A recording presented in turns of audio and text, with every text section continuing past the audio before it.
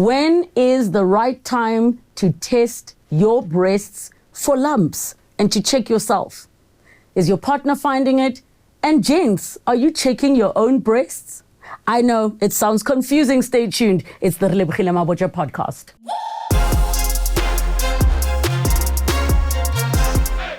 Hey everyone, welcome to another episode of the Relebogile Mabotja podcast, where we chat to interesting people, but we also talk about very important things, which is why I'm so excited about today's episode. October is recognized as International Breast Cancer Awareness Month, which means we need to talk about it. But more importantly, thank you so much to Novartis South Africa for bringing us this conversation, and not just bringing us this conversation, also bringing us a phenomenal oncologist and somebody who has extensive experience in breast cancer. So let us welcome Dr. Sithembile Ngidi to the show. Thank you so much for joining us. Thank you very much.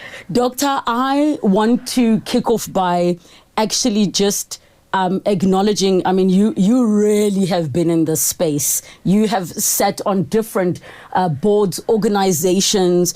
What would you say has been the most surprising thing to find out about breast cancer in all the work that you've done? Because we learn something new pretty much regularly.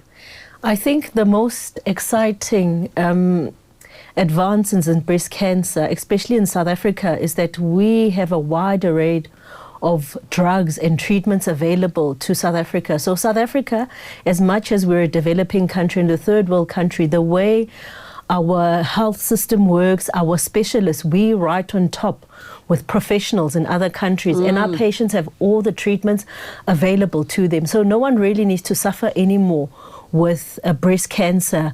We've got drives, we've got educational platforms where, and I think the beautiful thing is everybody is involved in trying to spread the word about breast cancer, that it is a disease that is there, a common disease in females, but you can overcome it. And I think also that psychological aspect for a lot of women is that you don't need to be shy about it. You don't need to be afraid. Everybody is there to support. So when we look at the types of cancers that we have, we see that breast cancer is actually the most prevalent in South African women.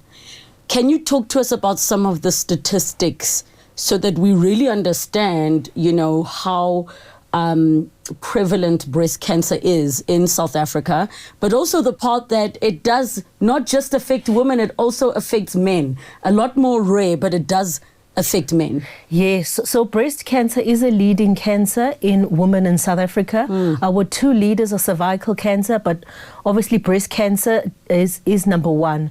We've got the rates of breast cancer increasing quite tremendously, and the South African statistics that were released in 2023 were that 1 in 27 women will develop breast cancer. So it is growing, and the thing also that's enabling or us to detect it early is that women are now coming forward instead of staying back and having a lump and keeping quiet. More women are more aware, so there's more screening that gets done.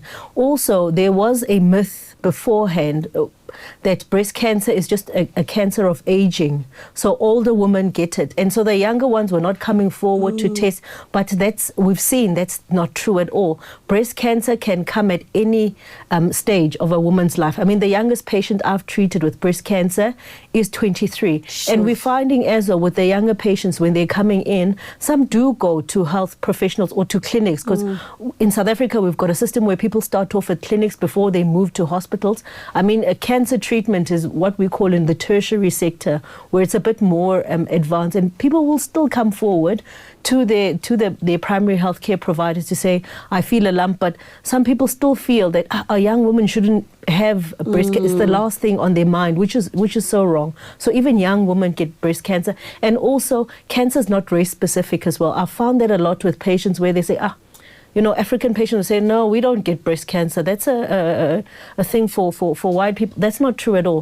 Breast cancer is relevant for everybody, and it does not discriminate. It does not discriminate with race, even sex as well. As men get breast cancer, although breast cancer is much rarer in men, about 1%.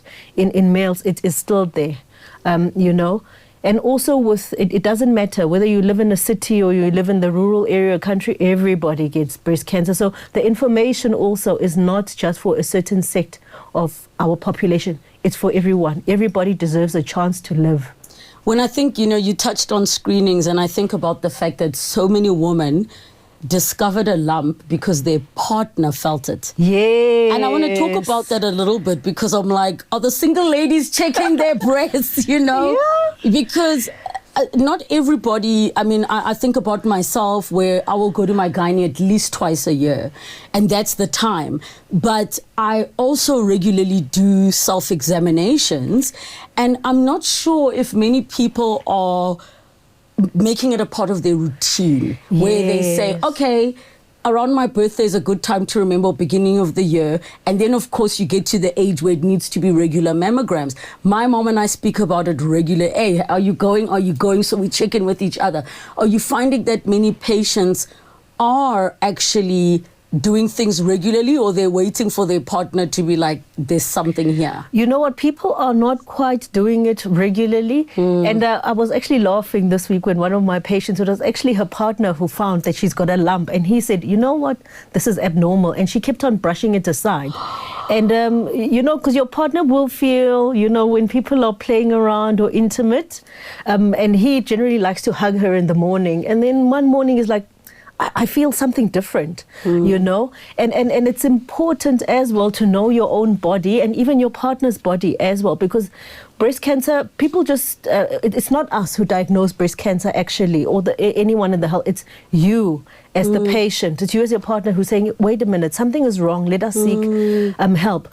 So because any GP visit does not include just a random breast exam, unless you said, I'm feeling something. Yes, and you don't see your doctor every single day. You don't see the nurse every single day. But who do you see every day? Yourself. Your partner sees you every single day. So I always encourage women to do a self-breast examination. And the ideal time to do a self-breast examination, you can do it after your period, which is once a month. So it's regular. Because, with our bodies as well, our breasts change in consistency throughout our fertility cycle. Yes. So when the breast is nice and soft is just after your period, and that's the ideal time when you can feel lumps and bumps. And make it a routine where you stand in front of the mirror naked, you look at yourself, you look at your breasts, look at what we call symmetry, meaning are they the same, on the same sort of level? Obviously all of us, our breasts are not at the same level, but you get to know yourself because everybody has their own normal. You look at your breasts, are they on the same level, or is one now starting to slightly rise up than the other? You also look at the skin. Are there changes on one aspect of my breast? Orange peel skin. An orange, it's got those little marks. We call it peau d'orange. When you've got breast cancer and there's a lump just under the breast, it starts looking like that little orange look. Yes. You look at that. Your nipple. Are the nipples still out, or are the nipples starting to go in? Normally and the side with inverted. Yes. The side with the breast cancer, the nipple sometimes starts pulling in. Or you see as if your skin is like puckered, as well. And then obviously you see the lump. Any changes in the color as well. Is there a little bit of redness or a little bit of darkness? When I squeeze my nipple, does my discharge come out of my nipple, or even blood come out of my nipple? Also, treat your breast like a clock. Start at 12 o'clock, go all the way 3 o'clock, 6, 9 o'clock, and then the opposite breast. And also feel under your armpits as well. And then do it as well when you are lying down. So, and also what some women say, but I don't feel any pain, or I don't feel anything. You don't need to feel anything. Some cancers can be silent, where you don't even feel any symptoms at all. So you don't need to wait until you feel pain, or maybe you start losing weight, all those other symptoms as well. Because some breast cancers are picked up on mammograms when they're quite small as well. So going for your regular checkups. So a mammogram, the guidelines, the South African guidelines say you can start over the age of 40. So you go for your screening annually, where you go and do your mammogram. There as well, they'll do a breast exam, and we also do an ultrasound. The older women, sometimes they can push it to maybe every 2 years. Also when they do their scan. Young women, obviously when you are young, your breasts are quite dense, they're quite lumpy, so they might not do a mammogram, they may do something called an ultrasound, and then the doctor there, the radiologist, will depend on what else he does. So it's important that everybody steps up, and this doesn't take a lot of time as well. You know? And I think it's important with what you said about the when to do it after your cycle, and also the fact that you speak about the armpit. Now, I know with breast cancer, sometimes because we moisturize ourselves every day, so you would think that if I felt something, I will know I get Hasa, but what is the reason that that's not sufficient? Why is it important that the arm has to be up and that you're going in detail? Yes, and you must go deeply into, not just superficially on the surface, move into your breast. You know, because your breast is like a little round object, and it's got a tail, what we call an axillary tail. You know, so it's round and then there's a little bit of tail. So a lump can be anywhere, and even underneath your nipple as well. By the way, you feel. You move, we call it palpation. You move, you knead, you do, and you go right up into the armpit. Because some women tell you that I actually felt a lump under my armpit, and I thought it was maybe an abscess. And I just let it go. Meanwhile, it was not, because breast cancer loves glands, spreading to glands, and the glands that it spreads to is the armpit. You know, so feel your armpit as well, because you might find that we biopsy that armpit lump, and that's actually a cancerous lump, and then we dig deeper to find out, okay, where is it? Can you talk us through, let's say I'm feeling a lump, and then I go to my GP, because it's an easy place to start, or to your clinic to say I feel something, and they would then advise, okay, I'm going to refer you to whoever. What is the usual process that happens from going from discovering a lump to a full-on diagnosis? Okay, so you would go to your doctor or to the primary healthcare facility, a clinic, because a lot of us do access clinics as well. You'll complain. So what the doctor or the nurse would do, they would take a history, find out when you noticed this lump and all the symptoms that I've just experienced. And remember, you don't sometimes need to have any symptoms. An important question as well is finding out about your family history. Are there any women or even men who've had breast cancer in your family? Because that increases your risk of breast cancer. Another important what we find out in women as well is what we call your gynecological history, when your period started, if you are in menopause or you're still having your regular periods, pregnancy. Okay, because pregnancy is actually protective, in breast cancer. Women who've had, we found that the rates of breast cancer are a little bit higher as well in women who've never had any babies or any pregnancies, because that window where you've had a pregnancy, you don't have your menses all the time. Breastfeeding as well, how many children you breastfed or how long you breastfed, all those. And also we ask about contraceptive history. That's very, very important, because remember, there are different types of contraceptives as well. But if you're using hormonal contraceptives, those also may put you at a little bit of risk. And remember also what I explain to my patients as well, there are different types of breast cancer, by the way, and some are hormonally driven, and that could push, if you are at risk of a breast cancer. So they will take a history and then they would examine you. Yes. As well, lifestyle is very important as well. Smoking is a risk factor for any cancer. Yes. And alcohol as well. Asking you how often do you drink, all those are risk factors. And then we also, when they examine you, weight is very important. I ask about height. Yes, your BMI as well. The bigger you are, you are at risk of certain cancers as well. You also ask about your functional status as well, because you know what, I've seen the women who are active, who exercise regularly, even that's in men as well, they do so much better as well, because their body is used to working and it's used to fighting, and your body is at a much healthier status as well.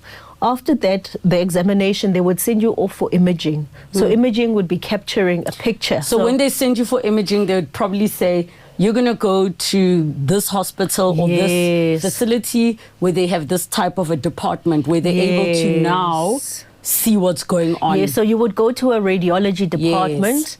where they need to take pictures. So they would take a picture of your breast. The doctor there as well would examine. They would take a picture of a breast, which would be either a mammogram, ultrasound as well, to look into your breast tissue to see if there's any lumps or any abnormalities inside the lump. And then they would biopsy. So this would be putting a needle in and actually taking a piece of tissue out, which would then be sent to a lab to see if this is breast cancer or not. Do you do that awake or asleep?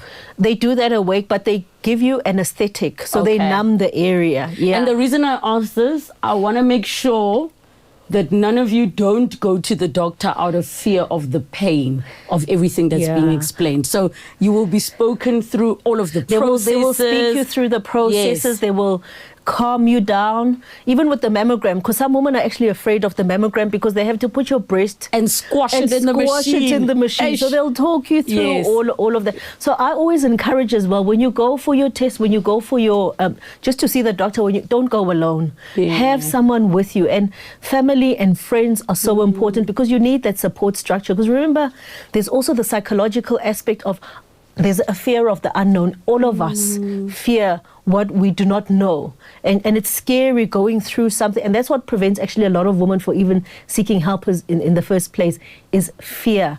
And then also we've got stigmatization as well, which I think is so unfair and so wrong, because some people think, if I've got breast 1900s, cancer, guys, like, can we move on? Exactly. They'll think, oh, you are sick, maybe you've got other things. I mean, I've even had people asking me, is it contagious? Is breast cancer contagious? If I sit next to her in a taxi and or if I sleep in the same room, will I get it? No, you're not going to get it. Or if a patient is on treatment on chemo, their hair will fall, and then you'll find people sort of shutting them aside in society as if there's something wrong. There's absolutely nothing wrong with you.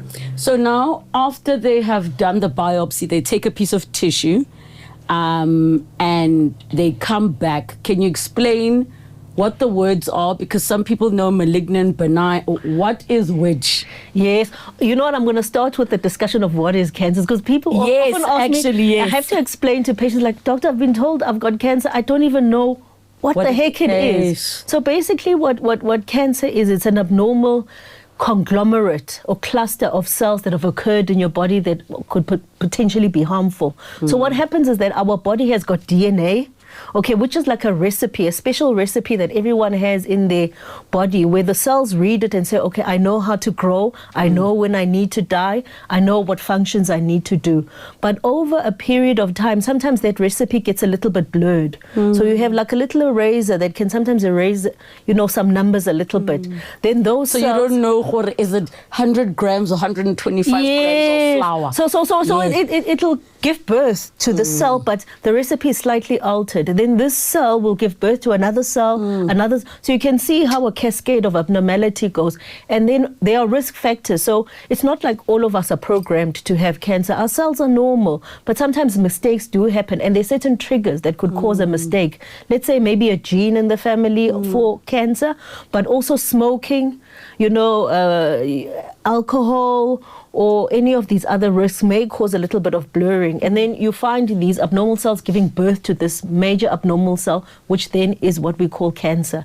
So cancer is which basically then is when they say there's a tumor. A tumor. That's what they're referring to. So when you go to the doctor, you go because you felt a mass, right? And then we biopsy that, and then we find out that it is a cancer, a tumor. Please tell us, what does the mass actually feel like? Because if you're not sure, when you examine your own breast, there's so many different types of tissue that you can feel. Né? Is it supposed to, when we say lump, does it feel like a little rock? Like what does it feel like? So it can feel like a multitude of things. Some women, it feels like a nice round little ball. Some it feels like a jagged little ball. Sometimes it's ill-defined. You feel that, when I look at the density of my breast or the makeup of my breast, there's an area that just feels a little bit harder or a little bit more abnormal or a little bit lumpy, as well. And just to touch base on what you previously said, benign and malignant, because those terminologies can be very confusing as well. So when you've got a tumor, this abnormal conglomerate abnormal cells. They could either be benign, meaning non-cancerous, or it could be malignant, the cancerous destructive one. And a benign tumor basically is one that it has grown, right?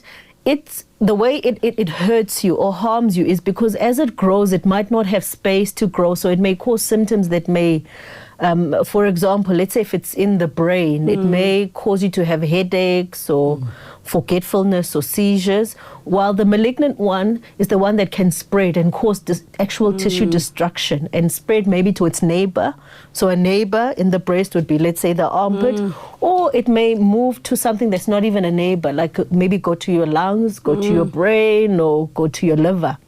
You know, so that's the main difference. The one we treat as oncologists, the cancer that is everybody's afraid of, and the destructive one where we have to eradicate it and control it, that's the malignant one. So I think it's such a good place for us to emphasize and re-emphasize knowing your own body. Because if there's no specific feeling of what a lump feels like, we can't say you're looking for a rock. That's why if you know what your body usually feels like, if you know what your breasts usually feel like, you'll recognize saying there's something new here, there's something different, there's something abnormal. Absolutely, and that's what we're trying to, you've just said it so beautifully well. Yeah. You need to know your body because everyone is unique. You and I are not the same. You know your own body, and every single month when you go through, you realize this is my normal. And then it's easy to pick up when something is not okay. Yes, okay, so in terms of now, once the person gets to the part of the biopsy's been done, and now I'm assuming when a biopsy's been done, that person has not yet been referred to an oncologist. The patients that come to you are the ones that have received the formal diagnosis, the one that says you have breast cancer, and once that person gets referred to you, at what stage do you know what stage it is? Okay, so normally the person will get referred by the surgeon, whoever did the biopsy. Then they'll book the appointment to say, hey, we need you to see an oncologist. My job then starts in explaining what it is. I would do the... Sorry, is this now with the result of malignant? Yes, malignant. Okay, so they're not just sending everybody who's had a biopsy to you. They say, no. Okay, so they'll either say, okay, we see this biopsy we've done, that lump is a tumor, but it is benign, meaning it's non-cancerous, and then the doctor will either say, let's go get it removed, or it's not bothering you, we're leaving it there. Yes. But if then it's malignant, they refer you to an oncologist. Yes. Is that doctor the one who says you have cancer, or they wait for them to go to you to do further tests? No, the doctor who did the biopsy would have to tell the patient and disclose that you have cancer. Because what I've found with some patients, you'll find when you read the report, we call it histology. Yes. The histology report. But this is from February. Why am I only seeing you in October? You know? That's why it's so important that when they do get the results back, they disclose to the patient and they counsel the patient, because this is a traumatic event. To say you've got cancer, I now need to refer you to an oncologist, a specialist who deals with cancer, so you can start your journey of finding out where you are in your journey and treatment. So disclosure has to happen from the word go, because someone will just sit and say, oh, I've been referred to the... And also you're going to ask, why am I going to an oncologist? What are they not telling me? You know, oncologist is cancer. And I think the part that you said about, you know, taking a friend with you, every single one of my cancer scares that I've had, my mom knew, somebody else knew. You want to make sure you have someone with you, like what you say, for that support, because the fear can also make you not hear a thing the doctor said. Like sometimes I say, even like to my gynae, if he's trying to, I'm like, hold on. Yes. And I put the recorder on to be like, because I don't know if I can process this information properly. That's absolutely true. There's fear, and then you also have a bit of denial, because like, how can this happen to me? This is not supposed to happen to me. Yeah. And if someone is there with you to help you through that trauma, because it is a traumatic event, finding out something like this, they're your accountability partner, because there's no way they're going to let you default. You know, on an appointment. But also it's not something that is secretive and shameful, because someone else is with you to help you through the journey. So the psychological aspect it starts from the word go, where you've got someone to support you.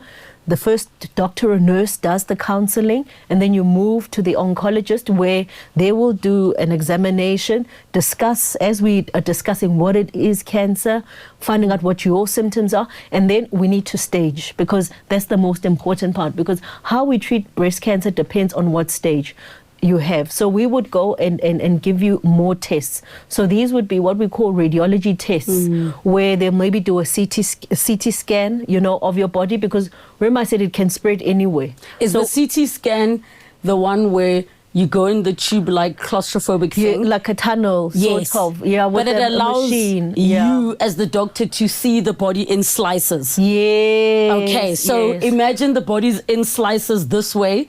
So at any point, you're not just able to see the breast, you're able to see anything else. Yes. Okay. So you want to see the full picture of because no one can see what's going on inside your body. So we would do that. We also do a bone scan as well, because breast cancer loves bone. So this is a special type of scan you do with doctors called nuclear physicians, where they look through all the bones in the body to see is there any cancerous lesions in the body. And then what we do, we also do some blood tests as well. This is sort of setting the background of your treatment as well. You know, finding out how your heart is. We also do heart exams, do all the different blood tests to sort of see how your health is.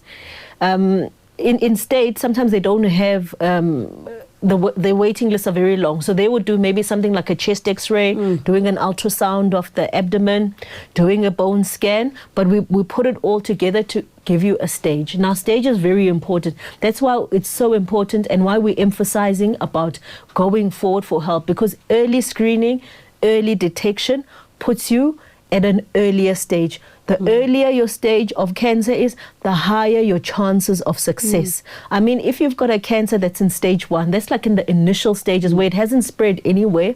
It's just in your breast. And also we look at sizes as well. We look at sizes as well, because those also determine parts of your staging as well, because the survival rates are highest at stage 1, where you can even get up to 95, 96%.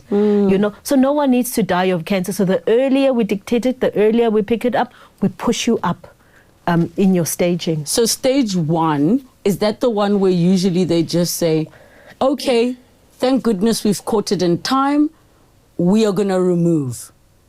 Is that sort of the, and I know I'm speaking in very general terms, please make sure you consult with your own doctor and medical professional, but generally stage 1, as you said, is the entry level. You have significantly higher chances. Yes, it's an entry level, significantly higher chances of survival, and also your treatment modalities, because we've got a number of treatment options, and mostly with breast cancer we put them in clusters. There's surgery, there's chemotherapy, there's radiation treatment, and there's what we call hormonal treatment, which are the pills that you take. So if it's an early stage, your bundle, or I should say your cocktail of treatment is much lower. Maybe we just might need to take the lump out. And then also remember I said there are different types of breast cancer. You've got a number of different types of breast cancer, and we look at what's called receptors, meaning your hormone receptors, your estrogen. So females, we've got 2 types of main hormones that play a role in breast cancer. We've got estrogen, we've got progesterone. Then we also look at another receptor called HER2. So when we look at your cancer, we look at what we call the molecular profile of your cancer. And if your cancer has got those hormones, then we know that we need to include that hormonal treatment as part of your armament in treating your breast cancer. And those tablets can be for 5 years to 10 years. So it's like your chronic medication, you know, which you take every day, to prevent the cancer from coming back, because cancers do love coming back. So it can come back in the same place in the breast, or it can come back in the opposite breast, or anywhere in your body. Before we move on to stage 2, the different cancers as well, and the treatment plans, I'm curious to know, when you go in for an operation for this lump, or let's call it the cancer, to be removed, can you explain to us, when they say we didn't get it all or we got it all, what does that mean? Because I know that it's quite a significant thing to ensure that you got all the cells. So from the surgeon's perspective, when they're looking in how do they know they got it all? Do the cells look fully different? Or do they scan while you're still open to say, okay, we got it all? Because in my mind, I'm like, it must be something green that, this one doesn't belong. It's, how does that work? So what the surgeons would do, so it'll be a breast surgeon. Because remember, there are different types of surgery as well. Yes. So in the old days, women would just get the whole breast chopped off. It's an amputation, literally, Yes. a mastectomy. But technology has advanced where they can do what's called breast conservation surgery. So your surgeon would look at you, look at the shape of your breast as well, feel where the lump is. And then remember I said we do images as well beforehand, because then they can start planning their surgery to say, okay, the lump is there. This is how we go in. And also what they do as well, they sometimes put not sometimes, most of the time they put a marker, like a little steel marker or a titanium marker inside the breast, and that can help them see when they're in theatre as well, because they may have ultrasounds or imaging to see where the mass is. And they may also put certain dyes as well in between, so they can see where and what they need to go. So they would cut out this lump and cut out a little bit of normal tissue as well around the lump, and then you send it off to the lab. Okay, there in the lab, the pathologist, so that's the doctor who specializes in looking at cells, would then say, okay, this is the tissue that we've received, this is the size of the tissue, this is the cancerous lump, this is the size of the lump. And then they also look at the tissue around. Remember I said you must take a little bit of normal tissue around, then they'd look to make sure that so they would measure how much normal tissue that there is. And what we want is that the whole lump must come out, and there must be normal tissue as well. So they are not what we call positive margins. So a positive margin would mean that there's microscopic evidence of cancer cells that go to the line which they have taken out. If I'm to use an example to make it relatable, if you have an avocado and it's got a bruise, you're not going to cut right against the edge of the bruise because you want to eat the fresh part. You cut still a little bit of fresh avo, you take out the bruised bits, and you're left with your... Is that a good way to explain it? That's actually a beautiful way, which I'm going to use as well. Yes, because you're not going to cut parts of... You want to make sure all the brown bits are out. So you cut bits of healthy bits out, then you're left with the healthy avocado. Perfect. That's exactly what you want. So now you're left with this healthy avocado. I want to come back to what stage 2 is, stage 3, and stage 4. Okay, so the different stages are dependent. So we use what is called a TNM staging, meaning T is for tumor, which would be the mass. So you look at the size of the mass.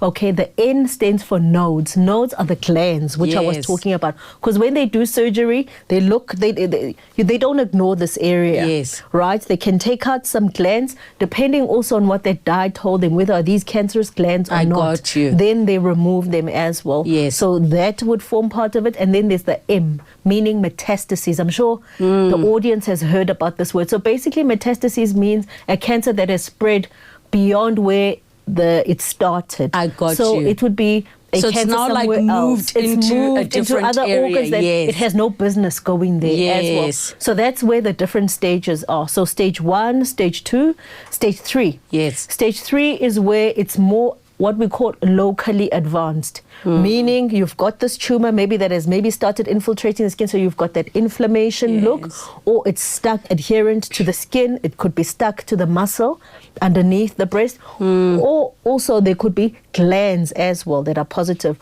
From stage 1, 2, and 3, the cancer has not spread anywhere. There's no metastases, meaning it hasn't spread beyond this area. Okay, and then you've got stage 4, which means the cancer has spread in other areas of the body. So let's say a breast cancer that has maybe spread to bone or spread to lung and liver. And that's a difficult stage because that stage, these other 1, 2, 3, we push what we call curative treatment, meaning we can cure these stages. Stage 4, you can't cure. That's when you need to control it. I want to just pause when you use the word cure so that we all are understanding. If because I understand from the perspective you are using the word cure means that the person will come in and that there's an opportunity to save a life and preserve life rather. Whereas the way we use cure is, why is there no pill I can take that now says your cancer's gone? So I just want to be sure, because as it stands for us as lay people, there is no cure for cancer. There's treatment options, but there is no cure. Is that correct? Let me say we've altered the terminology slightly to say remission, because remember, cancer can always come back. Because patients can often say, but wait, we said we went for curative treatment, the cancer was eradicated, but why am I dealing with cancer 5 years later? So I think the correct terminology we should rather use as remission, where we're able to give you treatment to actively fight and eradicate all treatment. So when we do these tests again, after you've had your treatment, you have a clear picture where there are no traces of cancer left. So when a person says, I'm cancer-free, that's what they're referring to. But it can still come back. So I think that's very important, because we've had a lot of debates, even with patients as well, and in our forums about the word, because it cure, because it ends up being quite confusing for patients as well. So remission is a better term. Yes, and that's why it was important for me. Or cancer-free, as you said. Because you must never forget that anything can always come. There's nothing that's 100% in life, unfortunately. If now, I just want to take a moment before we talk about stage 4, which we know, and from my experience with family members with stage 4, they did not make it.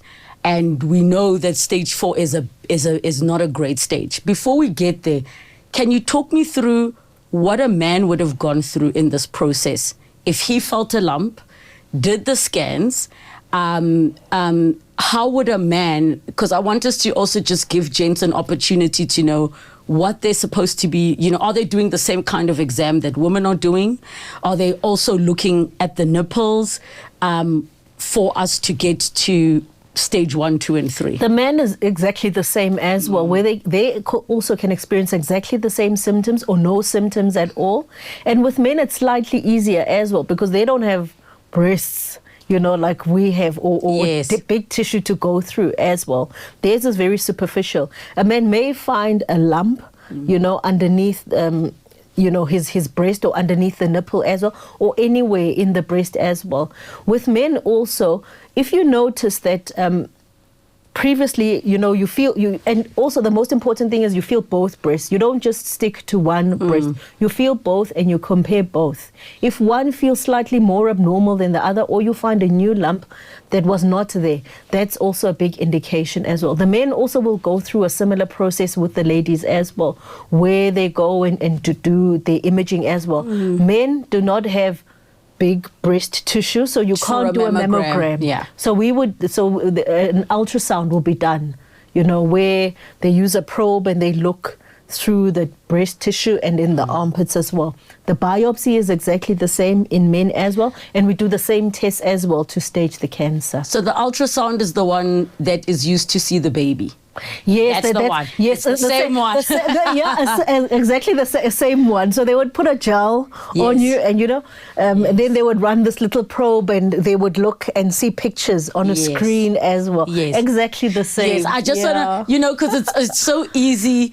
We're in all the terminology. I also want to make sure we're not fearful that an ultrasound is not something that's painful, unless when they touch something and there is pain, but it is not painful, because I think people, as you said, for a person to wait 8 months from being told you have cancer to seeing the oncologist, sometimes they're afraid and all of these things, and we really want to make it so much easier for you to go through that process. Yes, and most of these tests as well, you do not need to stay in hospital. You don't need to be admitted. Yes. All of them we do on an outpatient basis, where you come in, you have your appointment for those minutes to an hour or so, and you do all these tests.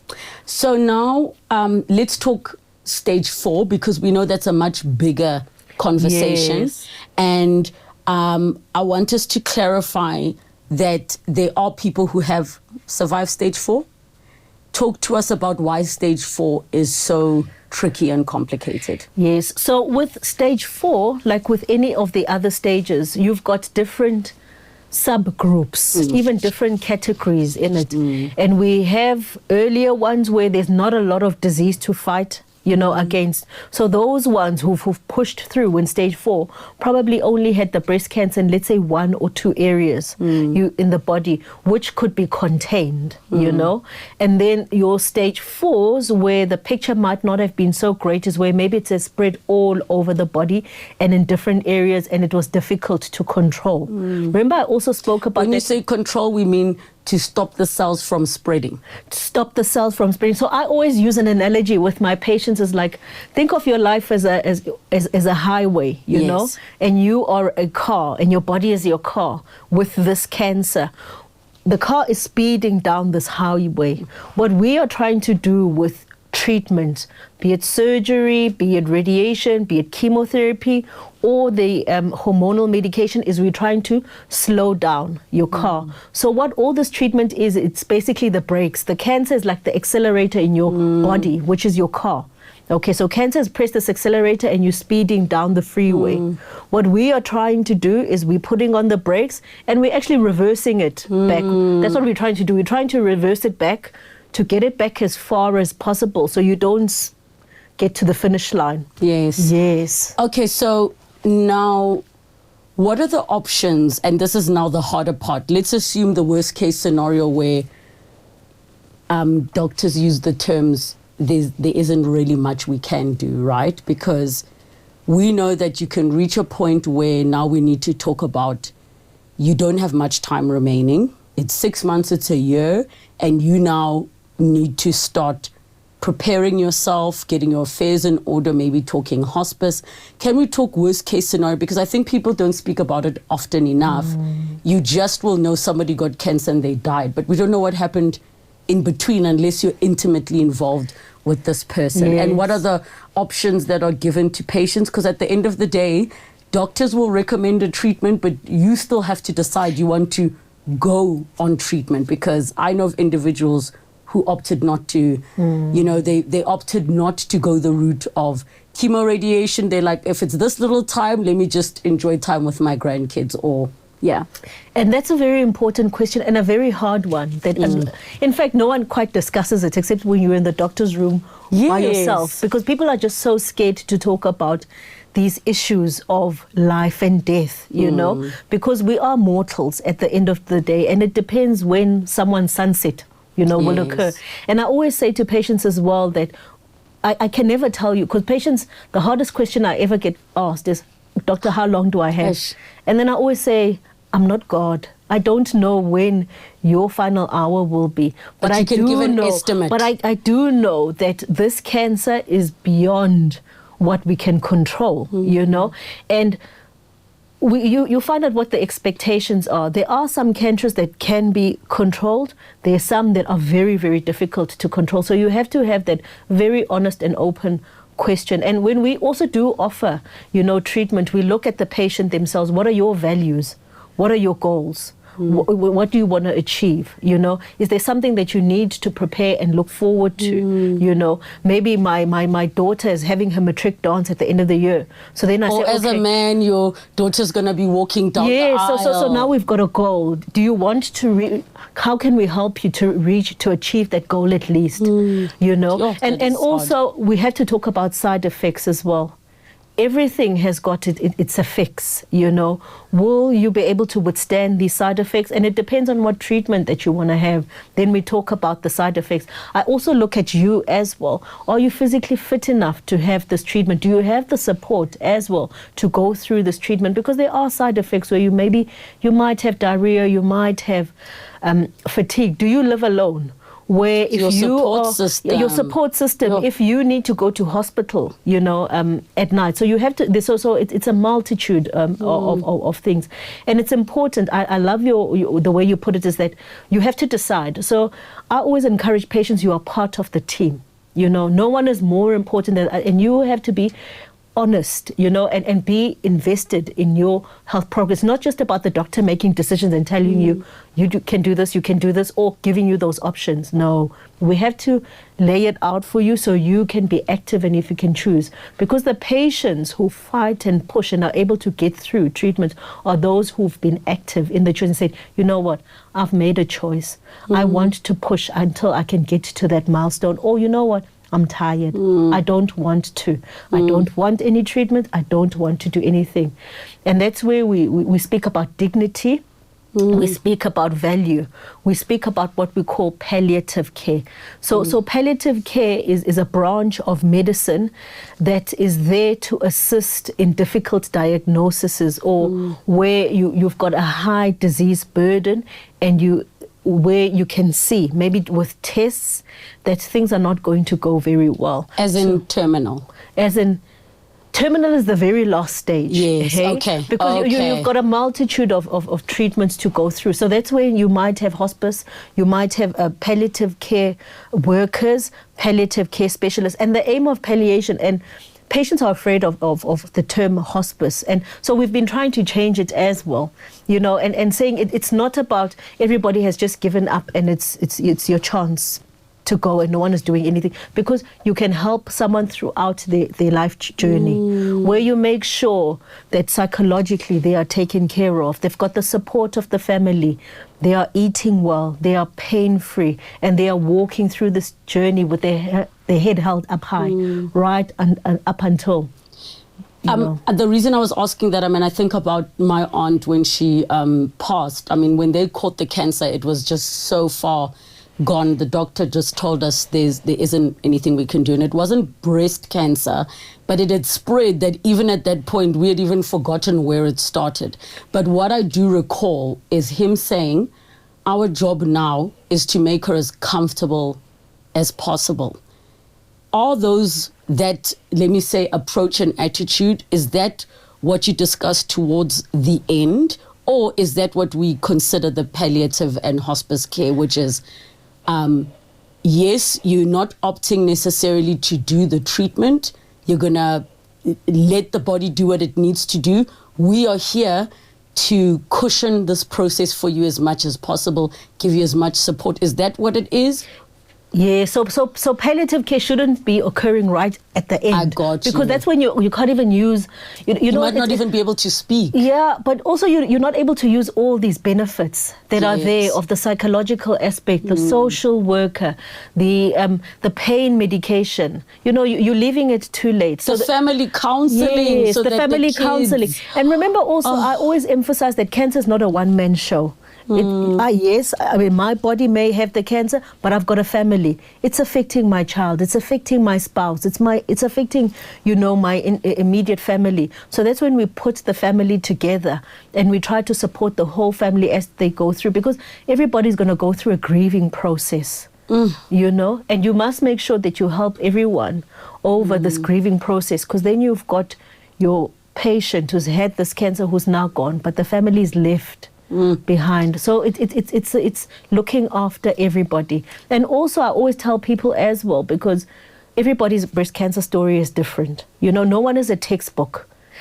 So patients' journeys are different as well. And even the way people respond to treatment as well is so different. That's why I always say no one gets denied a chance, But you look at science, you are realistic, and you see where everyone fits in. Because the dangerous thing which I've encountered, which frustrates me to no end, where patients come in, you tell them about their cancer, and then they say, no, we don't want treatment.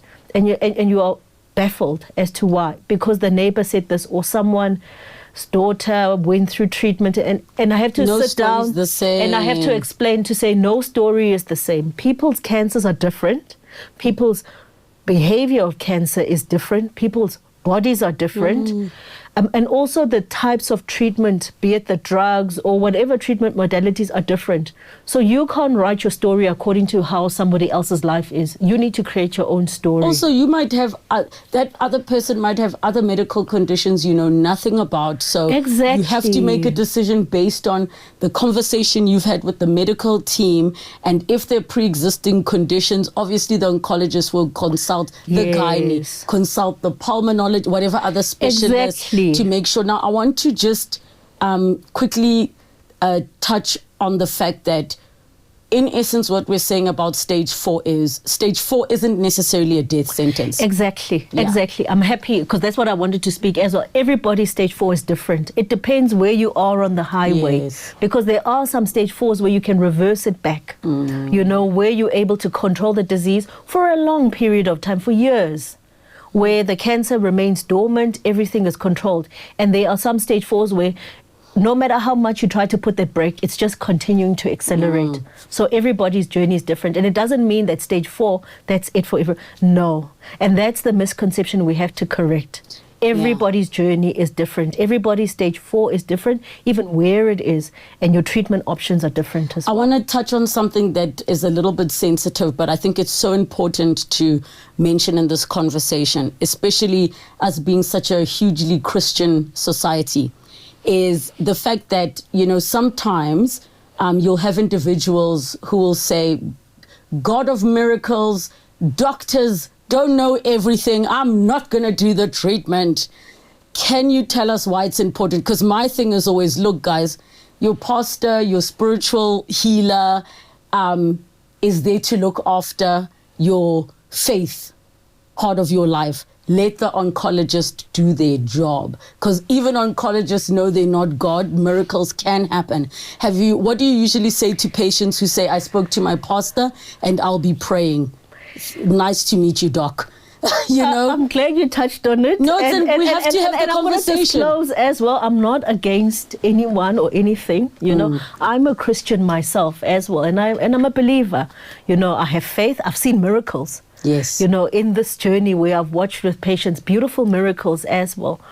But I always use the analogy of David and Goliath, where David, and I say that a lot to my Christian patients as well, was that God was there looking through the whole scene where David was there, a young little boy, with Goliath, this mammoth. Your cancer's Goliath. You are David. God was there to overlook, and he gave that faith to David. But guess what? David had to actually pick up a stone and put it in his sling to throw it. The doctor's the stone. God was there the whole time. But if David didn't pick up that sling and throw, God couldn't have been able to perform that miracle. It's the same thing. So your sling and your stones are your chemotherapy, your advice that the doctor's given you, your surgery, everything. And you are the David to sling it. And God is there to watch over the process to make sure that you are able to overcome. And remember, everybody's story is different as well. We have people who will pray, but they just don't make it, you know? And it also doesn't mean that God doesn't love you. It also doesn't mean all of those things. I thought it was important to mention. Yes, everybody's journey is different. You know, we all have to go through that valley, but it's how you walk through. And that's when I say to patients as well, because I've had patients say, Doctor, my faith is gone. And that's where you say, you know what, you need to talk to your pastor, you need to read, you need to go back. Because the thing is, when you are going through this journey, you need different armor, you know. Your cancer treatment or your doctor are just one part of the armor. But you also need your shield, you know, which may be your Bible and your sword. And prayer. You need your psychological aspect where someone is positively enforcing you. That's where your family comes in. And family has such an important role. And I always encourage the family you've got such an important role, because there's medicine that I can never give, that you can give, that's spiritual, that's psychological. That assurance. That you're going to be okay. We're here to support you. Everybody has a role. And that's where we need to understand that everybody has a role. The family has a role. The pastor has a role. The doctor has a role. You, the patient as well, has a role. You know, the body. We've got different aspects, fingers, arms. The finger can't tell the eye that you're no longer important just because, you know, I need to draw. You know, everybody has to play their role. And it's the same thing with faith as well. So you need to put it together, because you can't rely on one without the other. I have to quickly ask, can you prevent getting cancer? There are preventative measures for any cancer, and this is just global for any cancer, and it's by reducing your risks. So not smoking, not drinking, making sure that you exercise, you know, as well. Also, if you've got a positive family history of certain cancers, it means being proactive, making sure that you go for your screening, you know, as a family to check. So there are some little roles that you can do, you know, to prevent. Because the other big thing that I sometimes find patients come is like, Doctor, did I do something to cause this cancer? you know, and that's when the blame game starts coming in, you know, as well, where you have to encourage to say, you know what, no one can control what goes on, but you need to make sure that you minimize your risk factors as much as possible, and looking after your temple, your body, you know, and making sure that you've done your utmost best, because when you need it, when you've got the cancer, you need your body to start looking after you. So all the investment which you've put into looking after it, that's when it's going to pay off. The other thing I want to just touch on is the fact that if we know that as women, the process of breast cancer, for example, and the treatment might require removing of the breasts, might require loss of hair, but things have advanced so much that there's plastic surgery for breasts, there are wigs. So I want us to just take a moment to also say that as an oncologist, you speak on things holistically. It's not just like we're cutting off your breasts and you must be on the treatment, your hair's gonna, but you're not now directing to say, here are other things we can look at. So no one shoe fits all. And remember, technology has advanced. There are different types of surgeries where they might not need to remove the whole breast. But I always say to patients as well, because sometimes they'll try to push you in a certain area and say, you know what, science says for this stage we need to do it like this, or for the way your cancer's presented, you know, on your screen. Maybe you've got multiple cancers or little tumors within the same breast. Maybe we need to cut it off. There's breast prosthesis where they can remove it and then they can put, you know, like a boob job. Yes, a breast implant. A breast and implant. even do a tattoo of a nipple and there's plastic surgeons as well. So my patients always come back as like, you know, people will, because also this affects your self-esteem, it affects your image, it affects the clothes, you know, that you can buy.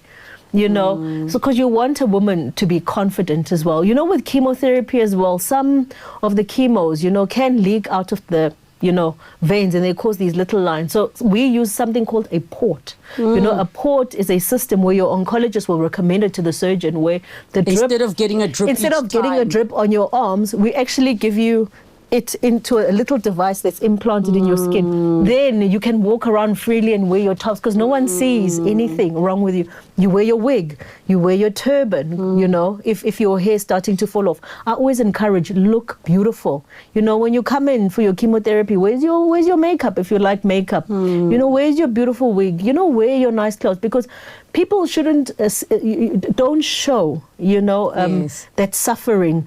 Make everyone see that you're alive, because guess what? You're alive today. So you must live it. And you know, when you speak positively as well to yourself, your body, your cells start feeling that energy that you're giving off to say, I'm alive. And that's what we need to do. Instead of celebrating hardship and difficulty, celebrate your life, because guess what? You've overcome today. Doctor, I know that there's so much we could just sit and talk about with regard to breast cancer. And I just hope that this conversation not just brings awareness and educates people, but also gives hope to whoever is watching, sitting with a potential diagnosis, sitting with a diagnosis, absolutely terrified. If you're sitting with a lump and you've been so scared to go get it checked out, please go get it checked out, because time is of the essence when it comes to cancer. The sooner you catch it, the sooner you treat it, the better. And of course, government clinics do have oncology wards. They have, you know, it's not only just something that's handled in the private sector. There are treatment plans, and not just treatment plans.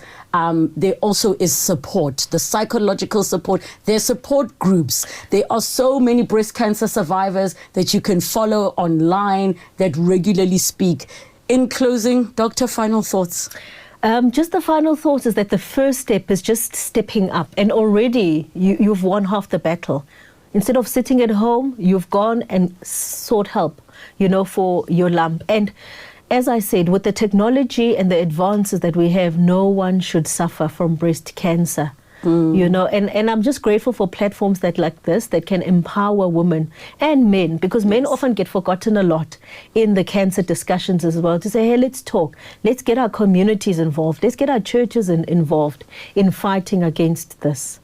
Thank you so much, Doctor, for joining us and just for sharing with us, especially from the perspective of an oncologist. I think this breast cancer Awareness Month is going to be one that is fruitful, because all of you are going to share a link of this episode with your family and friends. Do not restrict it to the women. Share it with the men as well. The treatment plans are available. The doctors are there. The professionals are there. The support groups are there. And I think it is important that all of us come together as communities, as society, to support one another, because we want to preserve life, man, and the sooner you can get it, the better. So thank you so much to all of you for joining us. Thank you so much, Novartis, for bringing this conversation to the Relebogile Mabotja podcast. Put your questions down below that you might have for our guest, or any other questions. We'll make sure that we provide you with the relevant links to information. And of course, all of your government, health department platforms will have tons of information for you as well. Thank you for joining us. We will see you next time.